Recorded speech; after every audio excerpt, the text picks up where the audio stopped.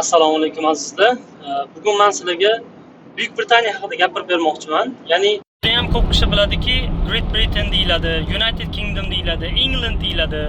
Lekin nimaga unaqa deyiladi? Farqi nima? Mana shu haqida qiziqarli ma'lumotlar taqdim etmoqchiman. Demak, birinchi navbatda Buyuk Britaniya, demak, ingliz tilida demak Great Britain deyiladi. Great Britain degani bu uchta, ya'ni England, Wales va Scotlanddan iborat Buyuk Britaniya deyiladi. Endi United Kingdom bu Birlashgan Qirollik. Birlashgan Qirollikning tarkibiga England, Angliya, Wales, Shotlandiya, ya'ni Scotland va unga qo'shimcha Shimoliy Irlandiya ham kiradi. Va buni United Kingdom deyiladi, ya'ni Birlashgan Qirollik. Undan tashqari Birlashgan Qirollikdan, ya'ni United Kingdomdan tashqari British Isles ham deyiladi. Ya'ni British Isles bu geografik nom bo'lib, mana shu Britaniya yaqinidagi barcha orollarni o'z ichiga oladi. Bu degani Buyuk Britaniyaning o'zi, Irlandiya Shimoliy va Irlandiya Respublikasini va undan tashqari 6000 ga yaqin kichik orollar va Isle of Man deyiladi, shuni ham o'z tarkibiga oladi.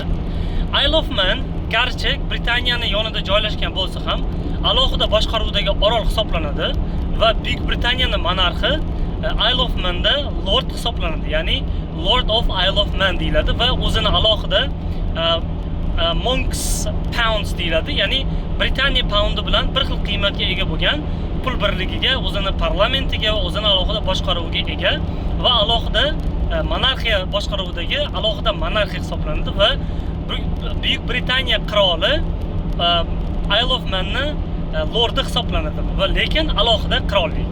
Shunaqa ajoyib ma'lumotlar va hozirgi kunda men Englanddan, ya'ni Angliyadan Scotland, Shotlandiyaga qarab yo'l oldim va Glasgow shahriga qarab ketmoqdaman. Glasgow shahri London shahridan 650 kilometr uzoqda shimolda joylashgan shahar hisoblanib, demak Shotlandiyani asosiy ikkita shahridan bittasi, ya'ni asosiysi Edinburgh shahri bo'lsa, ikkinchisi Glasgow hisoblanadi.